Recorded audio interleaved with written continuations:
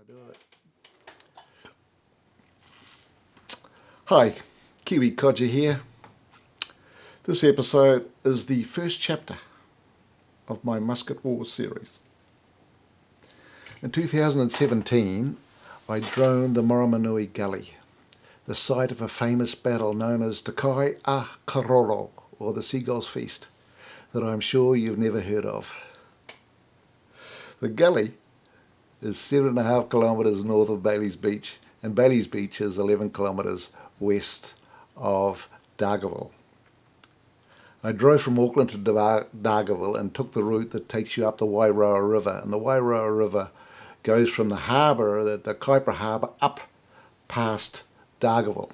And on there is, the reason I went that way is there is, at Kota, there's the Kota Pa, which is the pa of one of the gentlemen in our story, Te Aho, who was the paramount chief of the Ngāti Whātua of the Kaipara.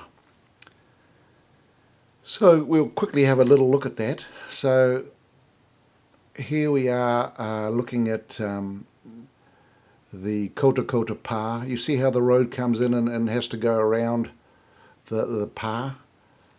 And that it obviously has a very strategic place on the Wairoa River, dominates it completely, and you can see both north and south up the river.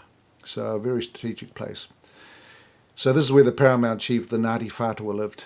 They had a lot of pas around the Kaipara. So anyway, after droning there, I drove on up to Dargaville and checked into a motel, and then went out to Bailey's Beach, 12 minutes out to Bailey's Beach, and went to the holiday camp there.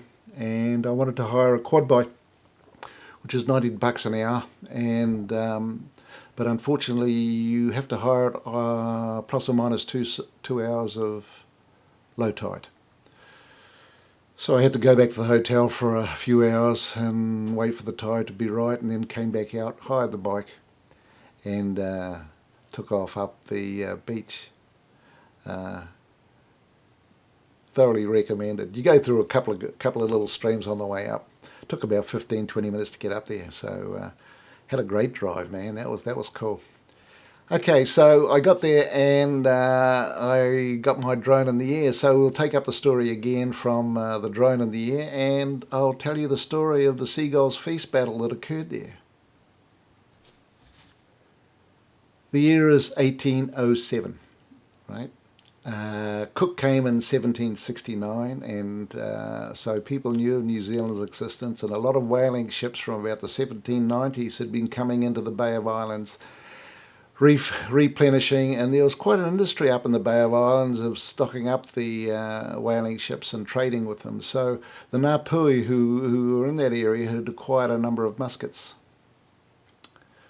And in 1807, a Ngāpuhi force from Hokianga and the Bay of Islands, numbering about 500, and led by Pokaia, travelled south down the coast from the mouth of the Hokianga, intent on seeking utu from the Ngāti Whātua tribe of the Kaipara. In the Ngāpuhi force were two young warriors who would become famous in later years, Tumaranga and Hongihika. Hongihika would become very famous, very feared.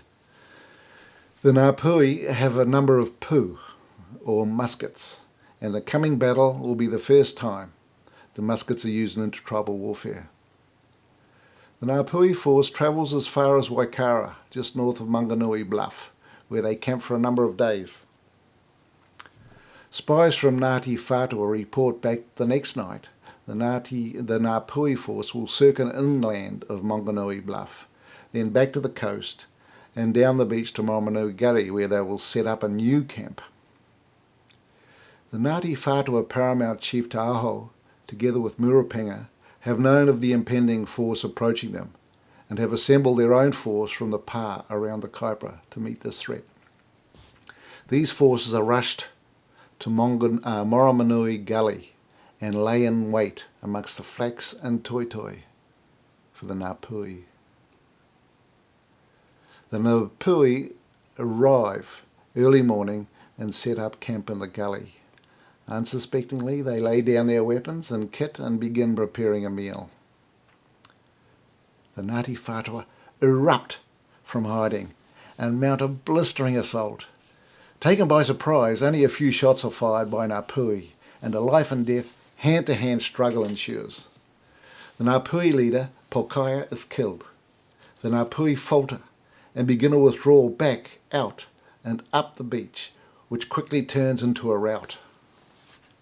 Because of kinship ties, Te Aho only permits the Ngāti Whātua to pursue the fleeing Ngāpuhi a certain distance. He does not wish the slaughter to become an extermination.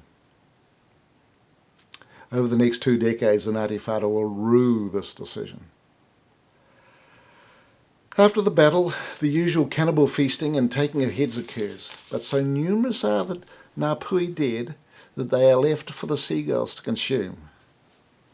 That is why this battle becomes known as Te Kai Akaroro, the seagulls' feast.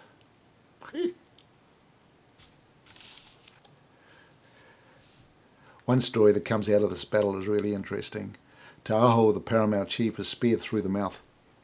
He pulls the spear towards him, with the guy who's speared him coming with it, and kills the guy with a Mary.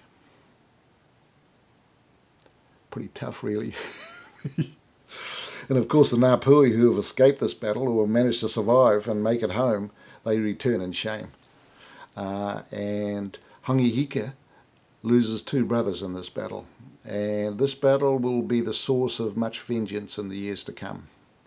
And in fact, in 1827, so another 20 years after this battle, Ngāpuhi and Hangihika will extract final vengeance on Ngāti Whātua at a battle that it happens just outside of Kaiwaka, just west of Kaiwaka, which will be another chapter in this series. So that's it for now.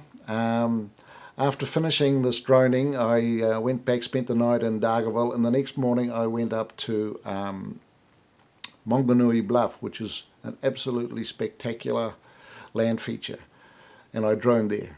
So my next episode hopefully will be about that. So that's it. Thank you for joining me, and if you want to like it or whatever, go ahead. I really don't give a rat's ass. Anyway, until we see each other next time, take it easy.